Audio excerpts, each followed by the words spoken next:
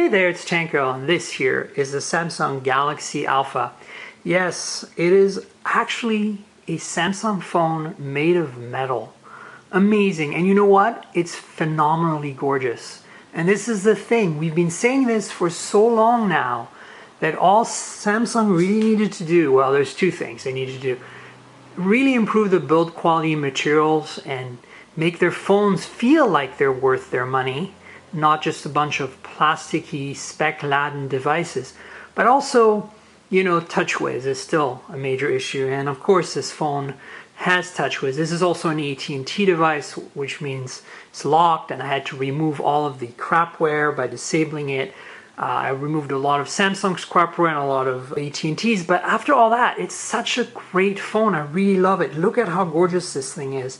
It's got this soft touch finish in the back, which is kind of meh. That's one of the few things that I think still warrants some improvement. Feels like leather, but it isn't. Stupid AT&T logo here. Galaxy Alpha. I'll get into the details of the camera in a second.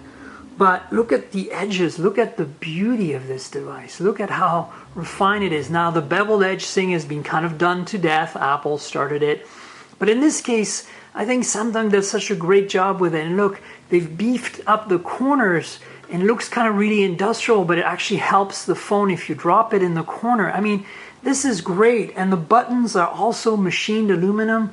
This is great. And they took this design language and put it on their Galaxy Note 4 as well. So this is a sign of things to come, and I really hope they continue in that direction. I really hope this phone is the beginning of something in terms of maybe the Galaxy S6 next year getting this kind of love and attention. The big thing about the Galaxy Alpha is that it's a 4.7-inch phone. It's a small phone with very little bezel.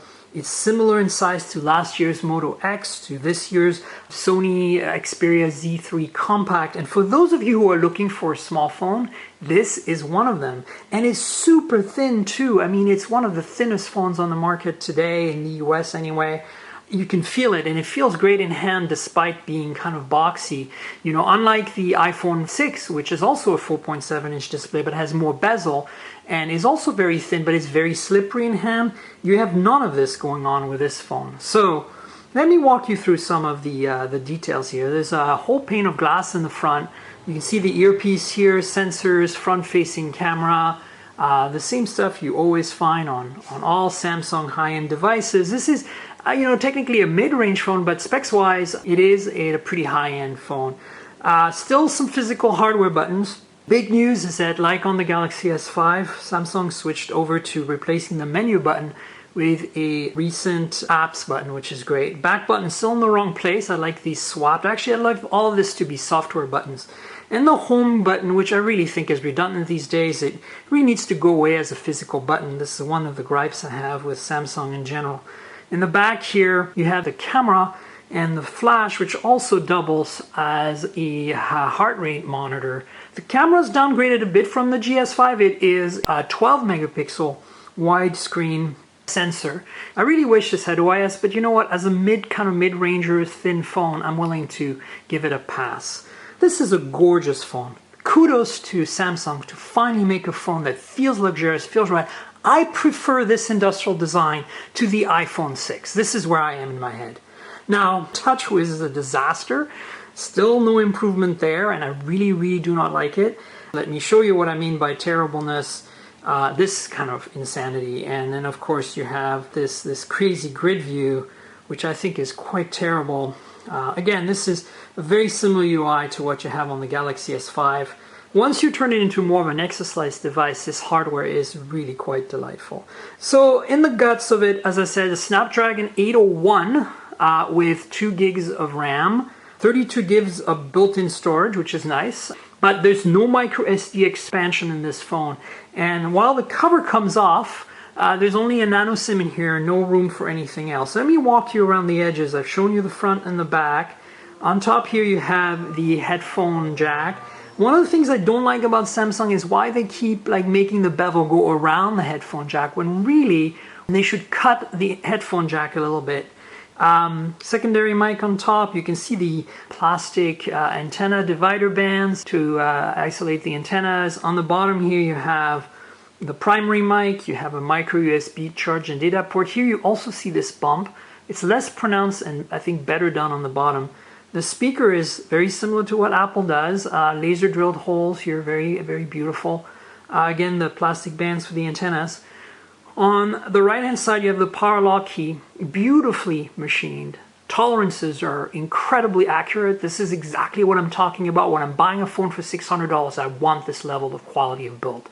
And on the left hand side, you have the volume rocker, beautiful volume rocker. It's again, super high quality finish here. So that's, that's the Galaxy Alpha in a nutshell. Beautiful device. You give up some stuff for the size, primarily expandability and the camera being a little downgrade from GS5. But honestly, I'd pick this phone over the GS5 any day of the week. You get 90% of functionality, you get a small compact phone, and most importantly, this gorgeous build quality and materials.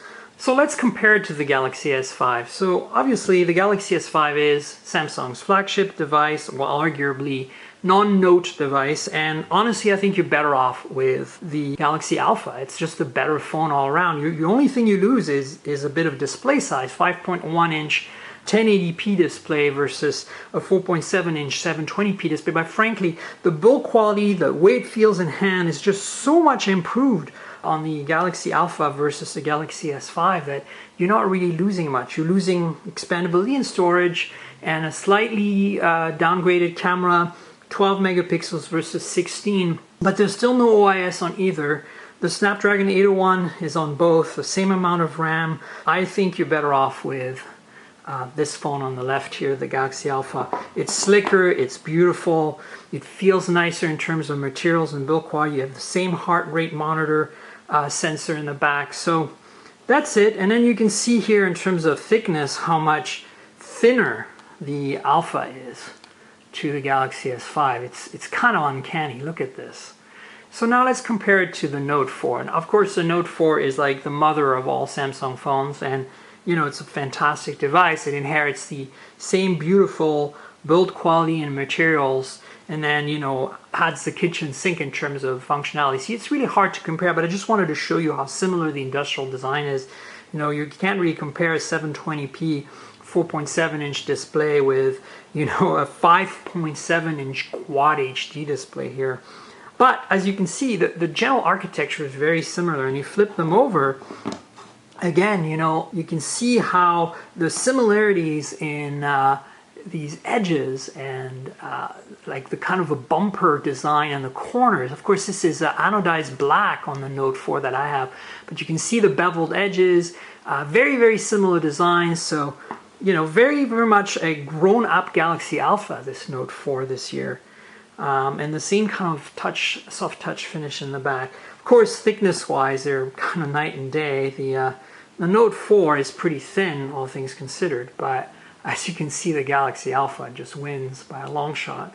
The last phone I want to compare the Galaxy Alpha to is the Nexus 5, my personal daily driver. And, it's just to show you how compact this phone is. The Nexus 5 is one of the most compact devices out there. Of course, you're not going to get Lollipop on this phone for a little while, especially not the AT&T version here. And the price difference, this is a $600 something phone versus a $300 something phone, but it's also getting a bit longer in the tooth, the Nexus 5. It's only a Snapdragon 800. You do get OIS on the camera, 8 megapixel versus 12, but OIS on the Nexus 5. You obviously get a pure Android experience, blah, blah, blah. But you get a very plasticky phone, of course, with the price tag to match. If you want something more elegant, this is definitely a better design. Let's stack them on top of each other so you can see how much thinner the Galaxy Alpha is. Look at that. I mean, the Nexus 5 is not a very thick phone by any means, but look at that. So there you have it, the Galaxy Alpha, one of my favorite phones this year, primarily because it's a small phone and it's so beautiful and it doesn't compromise too much to get there. One thing to point out about the Galaxy Alpha is that the battery is only 1860 milliamp hours. That's actually not a very large amount. But it does seem to last all day okay. I mean, it's not going to beat any records or anything, but keep that in mind. If you're looking for a device that has a lot of battery life, this is not going to be the device, but it's also not going to be terrible. So follow me on Twitter. My handle is Tankgirl, TNKGRL. That's also where you'll find my blog, tnkgrl.com. And of course, like this video, subscribe to my YouTube channel, and I'll see you soon with more reviews. Cheers!